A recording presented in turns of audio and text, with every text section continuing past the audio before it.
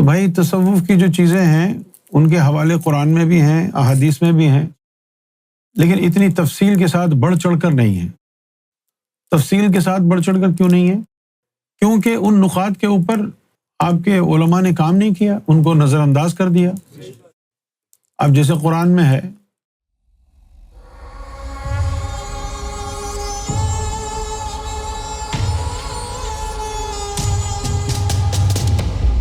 اوساخی معاف فرمائیے گا، یہ سوال مدت سے میرے ذہن میں الجھا ہوا ہے۔ میں نے اسے کئی دعوے داران علم کے سامنے رکھا، بلکہ گھنٹوں اسی فکر و جستجو میں گزار دیے، لیکن تشفی بخش جواب نہ ملنے کے باعث اب کبھی کبھی ایسا محسوس ہونے لگا ہے کہ شاید میں گمراہی کی طرف بڑھ رہا ہوں۔ جن سوالات کے جوابات مجھے آج تک کہیں نہ مل سکے، ان کی وضاحت آپ ہی کی بارگاہ سے حاصل ہوئی۔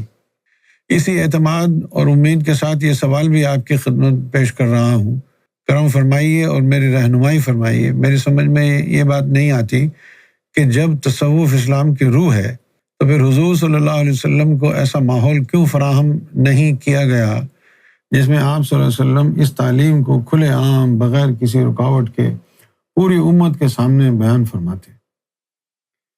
اس کی ایک وجہ یہ بھی ہے نا بھائی کہ علم جو ہے نا وہ کھولا جاتا ہے یہ دیکھ کر کے کہ اس زمانے میں جو لوگ ہیں وہ لوگ کتنے اللہ والے ہیں، کتنے اللہ کے طلبگار ہیں، کتنے دنیا کے طلبگار ہیں، اس کے حساب سے کھولا جاتا ہے۔ دوسرا یہ، اب تمہاری بیٹی ہے 10 سال 11 سال کی ہو گئی، اس کو ماہواری وغیرہ آئے گی، کون سکھائے گا اس کو؟ باپ سکھائے گا یا ماں؟ باپ کیوں نہیں سکھا سکتا؟ کیونکہ یہ ماں کا کام ہے نا، ہم جنس ہے نا وہ۔ اسی طرح جو نبی رسول ہوتا ہے نا، اس کی ڈیوٹی شریعت کی ہوتی ہے، اس کی ڈیوٹی جو ہے شریعت کی ہوتی ہے۔ اگر وہ طریقت کی باتیں کرے گا تو امت بن نہیں پائے گی، 2-4 آدمی ماننے والے ہوں گے۔ اگر حضور پاک طریقت کی باتیں کرتے تو 23 سال کے اندر 1.25 لاکھ صحابی حج کرنے نہ جاتے، 2-4 ہی جاتے۔ تو نبی کی ڈیوٹی شریعت کی ہوتی ہے۔ اسی لیے مولا علی کی ولایت کا اعلان ضروری تھا، تاکہ رسول اللہ صلی اللہ علیہ وسلم کی جو تعلیم ہے، قرآن مجید کا جو مغز ہے، وہ رسول اللہ صلی اللہ علیہ وسلم مولا علی کے ذریعے سے جتنے بھی مستحقین ہیں اس فیض کے امت میں ان تک پہنچائے۔ اب ساروں کو مولا علی بھی نہیں دے سکتے تھے، لہٰذا ایک روحانی سلسلہ بن گیا، چشتیہ سلسلہ۔ مولا علی سے فیض آگے بڑھا، پھر ان سے آگے، پھر ان سے آگے، سینہ بسینہ یہ علم چلتا رہا۔ اچھا، اب جتنے لوگ حضور کے دور میں صحابہ کرام میں جو اس لائن کے تھے، تصوف کی لائن کے، تو رسول اللہ صلی اللہ علیہ وسلم نے ان کی تعلیم فرمائی۔ ایسا نہیں ہے کہ بالکل ہی آپ صلی اللہ علیہ وسلم نے اس کی تعلیم نہ فرمائی ہو، تعلیم اس کی فرمائی ہے، لیکن اب وہ جو احادیث ہیں جن میں صحابہ کرام نے اپنے مکاشفات بیان کیے، مراقبے بیان کیے، اپنا قرب الہی بیان کیا، وہ نکال دیے۔ جیسے کہ ایک حدیث ہے طلحہ بن زبیر کی، اس سے وہ کہہ رہے ہیں، رسول اللہ پوچھتے ہیں کہ آج تمہارے ایمان کی کیفیت کیا ہے؟ تو وہ کہتے ہیں یا رسول اللہ میں یہاں کھڑا ہو کے عرش الہی کا پایہ دیکھ رہا ہوں۔ تو اس طرح کی جو روایات تھیں جس میں رسول اللہ صلی اللہ علیہ وسلم نے تصوف بیان کیا ہے، وہ نکال دی گئی ہیں۔ لیکن آپ احادیث پڑھیں تو آپ کو کم از کم یہ تو ثبوت مل جائے گا کہ 2 طرح کے علم ہیں۔ جیسے کہ یہ حدیث ہے، آپ صلی اللہ علیہ وسلم نے فرمایا علم و علمان، کہ علم 2 طرح کا ہے۔ اس کے بعد کہا کہ ایک زبانی علم ہے اور وہ اللہ کی طرف سے انسان پر حجت ہے، اور دوسرا علم دل والا علم ہے، وہ جو دل والا علم ہے نا اس سے تم کو فائدہ ہوگا۔ اخرج ابن ابی شیبہ، حدیث نبوی ہے، قال رسول اللہ صلی اللہ علیہ وسلم العلم علمان علم فی القلب، ایک تو علم وہ ہے جو قلب میں ہوتا ہے، فذالک علم نافع، وہ جو دل والا علم ہے وہ انسان کو فائدہ دیتا ہے، وہ علم علی اللسان، اور ایک زبان کے اوپر علم ہوتا ہے، فذالک حجت اللہ علی خلقہ، وہ اللہ تعالیٰ کی طرف سے انسان کے اوپر آرگیومنٹ ہے، حجت۔ اب یہ چیزیں تو بتا رہی ہیں نا، یہ حدیث ہی ہے نا، یہ چیزیں تو بتا رہی ہیں نا کہ دو طرح کا علم ہے، ایک زبان والا اور ایک دل والا۔ ایک اور حدیث ہے بخاری شریف کی، اس میں رسول اللہ نے یہ فرمایا کہ اے بنی آدم، تیرے جسم میں گوشت کا ایک لوتھڑا ایسا ہے کہ اگر اس کی اصلاح ہو جائے تو پورے جسم کی اصلاح ہو جائے، اور وہی فساد میں مبتلا ہو تو پورا جسم فساد میں۔ ایک بات میرے ضمیر پر وارد ہوئی کہ سب سے زیادہ غلط حدیثیں امام بخاری کی کتابوں میں ہیں۔ انہوں نے ان لوگوں سے بھی حدیثیں لے لیں جو منافق تھے، رسول اللہ کے گستاخ تھے، یہاں تک کہ یہ ان کے پاس بھی چلے گئے جو مسلمان نہیں ہوئے، جو کافر تھے، کہ ہاں بھائی تم بتاؤ تم نے رسول اللہ سے کیا سنا، وہ بیان کر دیں۔ تو بھائی تصوف کی جو چیزیں ہیں ان کے حوالے قرآن میں بھی ہیں، احادیث میں بھی ہیں، لیکن اتنی تفصیل کے ساتھ بڑھ چڑھ کر نہیں ہے۔ تفصیل کے ساتھ بڑھ چڑھ کر کیوں نہیں ہے؟ کیونکہ ان نقاط کے اوپر آپ کے علماء نے کام نہیں کیا، ان کو نظر انداز کر دیا۔ اب جیسے قرآن میں ہے افمن شرح اللہ صدرہ للاسلام، کہ اگر صحیح اسلام حاصل کرنا چاہتے ہو تو شرح صدر کر لو، اگر اسلام پر عمل پیرا ہونا چاہتے ہو تو شرح صدر کر لو، شرح صدر ہوگی تبھی تم کو رب کی طرف سے نور ملے گا، ورنہ نہیں ملے گا۔ اور پھر جن کے دل میں اللہ کا ذکر صلاحیت نہیں کرتا وہ کھلی گمراہی۔ یہ تو قرآن مجید میں ہے موجود۔ آپ کو پریشان ہونے کی ضرورت نہیں ہے، آپ بالکل صحیح راستے پر ہیں، تصوف پر ایمان رکھتے ہیں، تصوف کی تعلیم حاصل کرتے ہیں، بالکل صحیح راستہ ہے قرآن و حدیث کی روشنی میں۔ رہ گئی بات ماحول کی، تو ماحول تو تھا بیٹے، ماحول تو تھا، وہ جو چبوترا بنایا ہوا تھا وہ ماحول ہی تو تھا۔ وہ جو چبوترا تھا وہاں پر جو لوگ بیٹھتے تھے ان کو کہتے ہیں اصحاب صفا، تو وہ تو جیتا جاگتا ثبوت ہے نا۔ ایک دفعہ قریش کے جو بڑے بڑے امیر لوگ تھے انہوں نے پیغام بھیجا، انہوں نے کہا جی آپ تو ان گندے مندے لوگوں میں بیٹھے رہتے ہیں، ہم آپ سے ملنے آئے تو ہمیں یہ گوارا نہیں کہ ان کے بالوں میں مٹی اٹی ہوئی ہے، ان سے بدبو آ رہی ہے، ان کے پاس تو ہم بیٹھ کے اسلام کی بات نہیں سنیں گے، تو آپ ان سے ہٹ کے ہم سے کہیں ملاقات کریں۔ تو حضور صلی اللہ علیہ وسلم حریص واقع ہوئے ہیں اسلام کے معاملے میں، چاہتے ہیں زیادہ سے زیادہ لوگ اسلام قبول کریں۔ تو آپ کے ذہن میں خیال آیا کہ یار چلو ان سے کہیں اور بیٹھ کے بات کر لیتے ہیں۔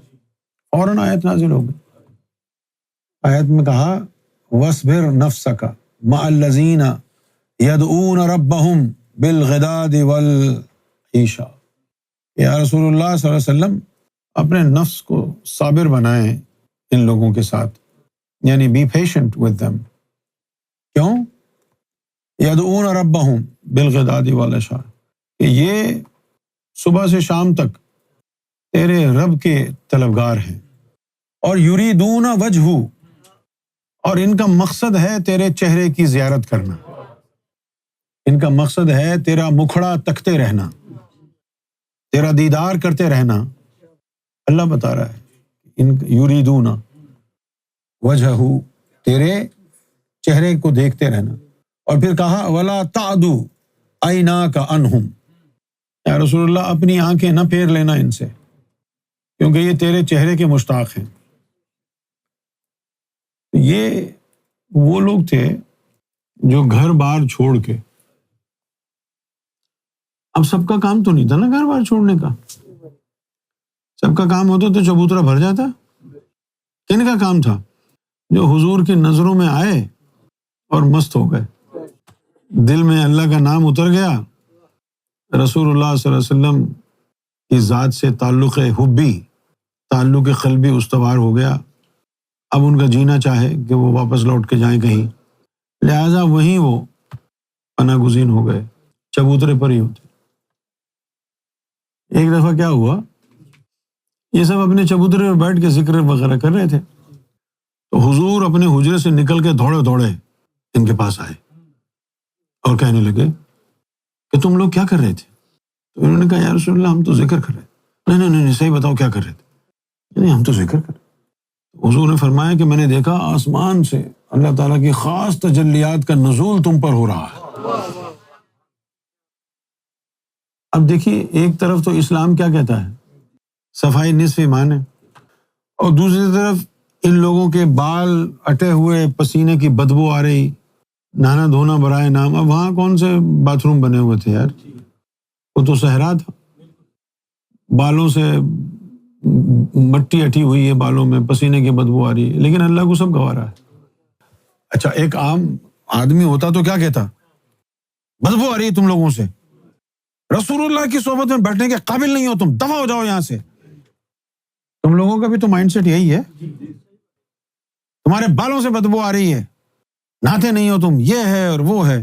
لیکن اللہ نے کیا کہا، وَاصْبِرْ نَفْسَكَ، کیوں کہ یہ بدبو پسینے کی، یہ بالوں میں مٹی کا اٹنا ان کی اپنی سستی سے نہیں، اللہ کے لیے تھا۔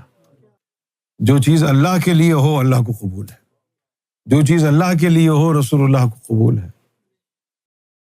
یہ تصوف کے لوگ، اور یہ جو لوگ تھے جب ذکر فکر کرتے تھے تو کچھ صحابہ کرام ایسے تھے جن کو بلا وجہ خدا واسطے کا بیر تھا ان سے، وہ دیکھتے کہ دیکھو یار یہ یا ریاکاری کر رہے ہیں، اللہ اللہ۔ حضرت عمر بن خطاب رضی اللہ تعالیٰ عنہ کو اللہ تعالیٰ ان کے درجات بلند فرمائے، جنت الفردوس میں جگہ دے، ذکر اللہ انہیں پسند نہیں تھا۔ جب وہ اصحاب صفا کے چبوترے کے پاس سے گزرتے تو کہتے ہیں ریاکار ہیں، یہ منافق ہیں، جن کے لیے اللہ تعالیٰ نے حضور پر آیت نازل کی کہ ان کی بدبو اور ان کی گند پر نہ جا، صبر کر لے، کیونکہ یہ صبح شام تیرے رب کے طلبگار ہیں اور یہ تیرے دیدار کے متوارے ہیں، یہ تیرے چہرے کو تکنا چاہتے ہیں۔ تو رسول اللہ نے ان کو یہ بات کہی کہ بھائی جب تم ذکر کرو تو خوب شدت سے ذکر کیا کرو، اذکر اللہ ذکرا اشد حتی یقول المجنون، اتنی شدت سے ذکر کرو کہ لوگ کہیں یہ پاگل ہے۔ وہ پاگل کہنا شروع ہو گئے لوگ، خوب لگے شدت سے۔ پھر حضور صلی اللہ علیہ وسلم نے ایک دفعہ کہا اتنی شدت سے ذکر کرو کہ منافق تمہیں دیکھ کے کہے کہ تم ریاکاری کر رہے ہو۔ یہ کہہ کے گئے، وہ ذکر میں لگے، ادھر سے حضرت صاحب آئے، کہنے لگے یہ ریاکاری ہے۔ تو رسول اللہ صلی اللہ علیہ وسلم کے دور میں یہ اصحاب صفا سے بڑھ کر کوئی صوفیہ کی مثال نہیں ہے۔ وہ یہی تھے جو صوفیہ تھے، سب کچھ چھوڑ چھوڑ کے بیٹھے ہوئے تھے۔ اب آپ ذرا غور فرمائیے، کوئی معمولی تو مرتبہ اللہ کی طرف سے نہ ملا، نہیں کوئی بڑی بات ملی ہوگی جو اللہ کے رسول کو کہا گیا کہ ان کے گند اور بدبو پر نہ جائیں، صبر کریں۔ ان کو نہیں کہا کہ نہ دھو کے بیٹھو، سوچو نا یار، ان کو نہیں کہا کہ بھائی نہ دھو کے بیٹھو، ان کو کہا خیر ہے آنے دو بدبو، یہ صوفیہ۔ لیکن آج کے دور میں تو باتھ روم وغیرہ ادھر ادھر ہے نا، کہیں بھی نہ لیا کرو۔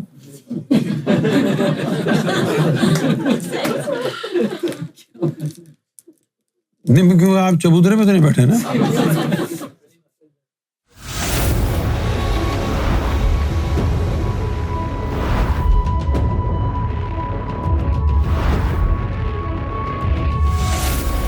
Amra TV, the place to connect with God.